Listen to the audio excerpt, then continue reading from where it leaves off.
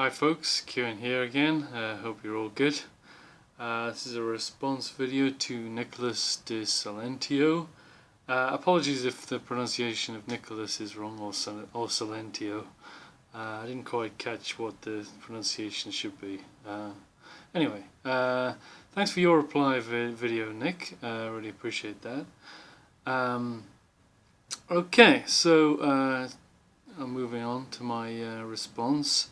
First of all, you did pronounce my name slightly wrong. My name is Kieran.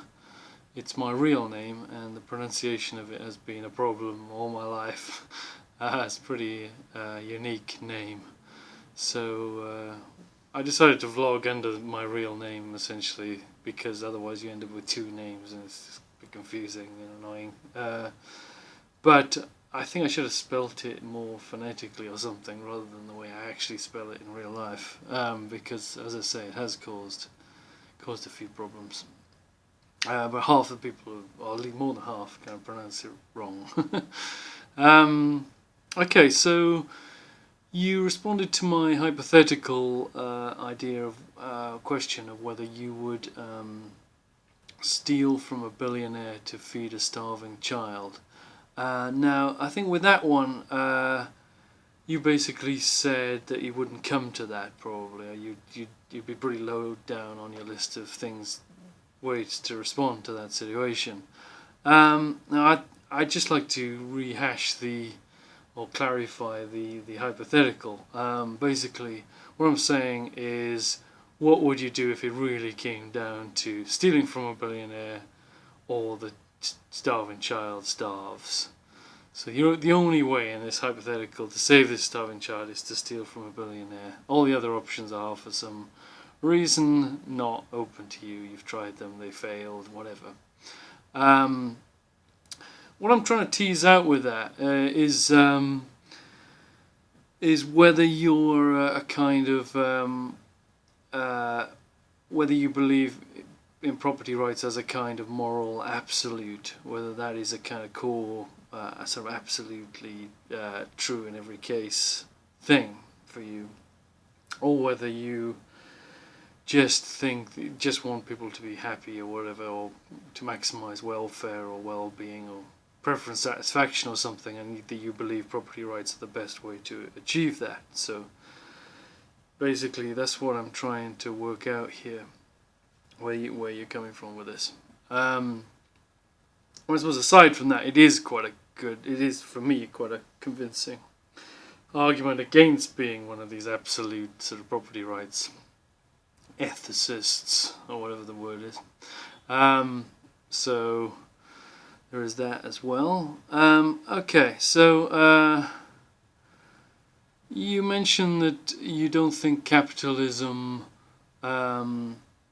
precludes generosity, and you claim that socialists don't really understand that people can be as generous as they like under capitalism, and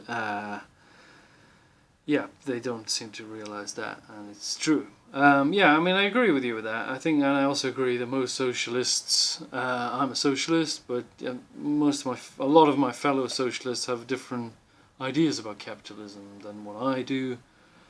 I tend to think of capitalism as synonymous with the free market, and exactly as you said it, basically all it is everybody's allowed to have a certain amount of property, and they can swap it with other people and do whatever. They can do labour for other people if they want to. Free to do what they like, but they've got this property that is never stolen from them, never taken from them without their consent. That's what I tend to see. Certainly I tend to use the phrase "the free market" because that's what I think that is a more appropriate phrase. The capitalism, people do use in a slightly different sense to include the precise free market that we have with shares and stock exchanges and some other deviations in a way from the free market. So, but I think of it as the free market, and I'm against the free market, but I define it as you do in a quite simple, straightforward way. And indeed, people are able to be as generous as they like. I mean, people are generous to some degree. and in the free market we have, and it could, in a way, the free market or the selfishness of the free market is just a reflection of our selfishness, and it could erode over time. It could become, we could still have the free market, but it could become less and less sort of cutthroat as people give more and more stuff away.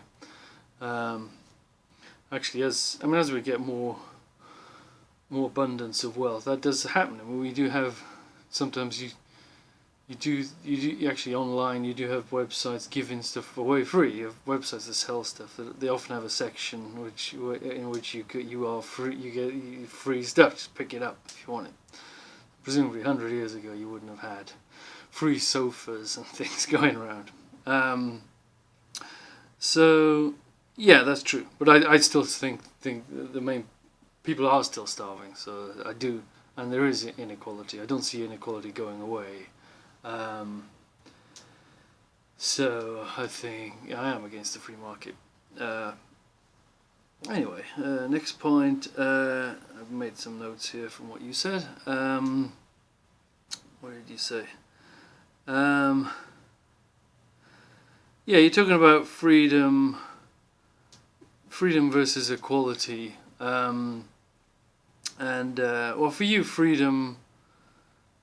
You're using. Oh, well, we seem to have a slightly different sense of what freedom is. I haven't looked it up in the dictionary, but for me, freedom is kind of being able to do whatever you want. I think I'm closer to the dictionary, or the generally used definition than you are, though I haven't really looked it up or researched it.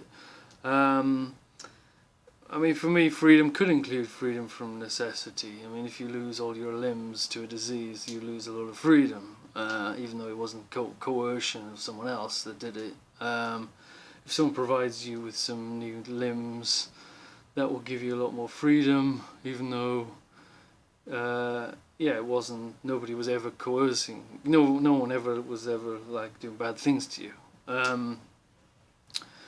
But it still increases your freedom. So I would use freedom in that sort of sense.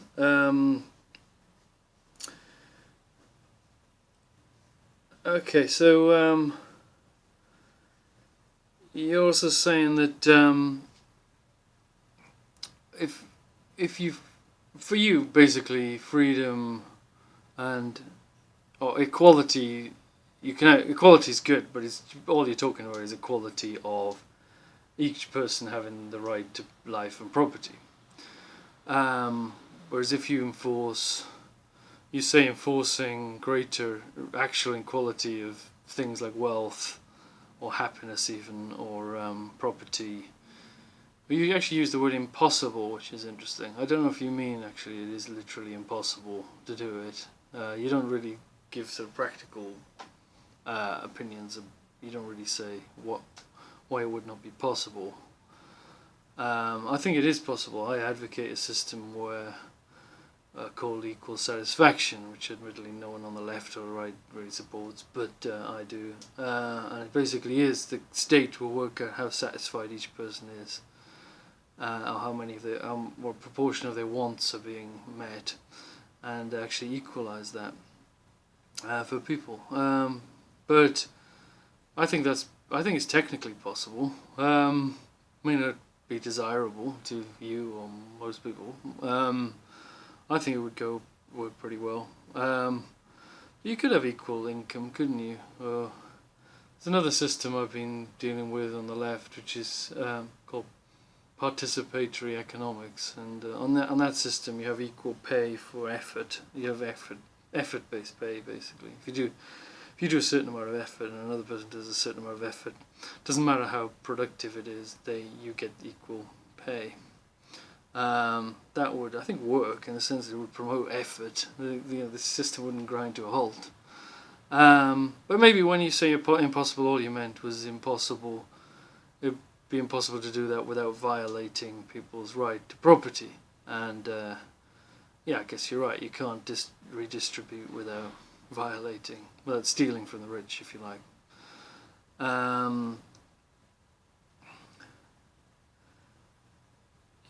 So what else have I written here?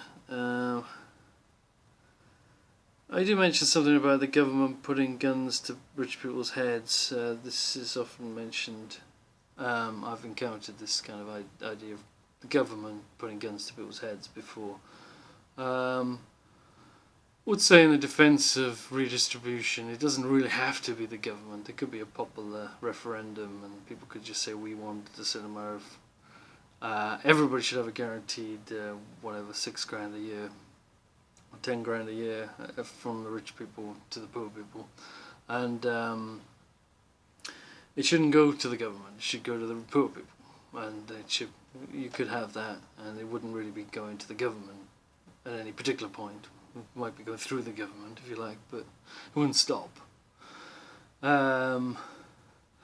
Also, you don't really need guns to tax people. I mean, you kind of, if a rich person doesn't pay up, you just kind of transfer it out of his or her bank account. I don't think you really need weapons unless they start threatening to shoot people. But then it's sort of the state defending people from people with guns, then, isn't it? So I don't really know why you'd ever need to bring the kind of army or the police in with guns unless that person is threatening to shoot somebody or destroy a lot of stuff. So I'm not sure the state is any more violent than any individual in a free market system in that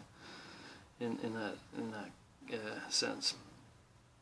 Okay, so those are my reactions. It's kind of a bit meandering there, but I think the main point, I'd like you to clarify the thing I said at the beginning, whether you kind of believe that property rights are absolute. So even if a child is starving, would you uphold property rights? Anyway, sorry this took a week. I think I did say on the comments that it would take a few days, but always seem to be too busy. Anyway, all the best. Great to hear from you, Nicolaus. All the best. Oops.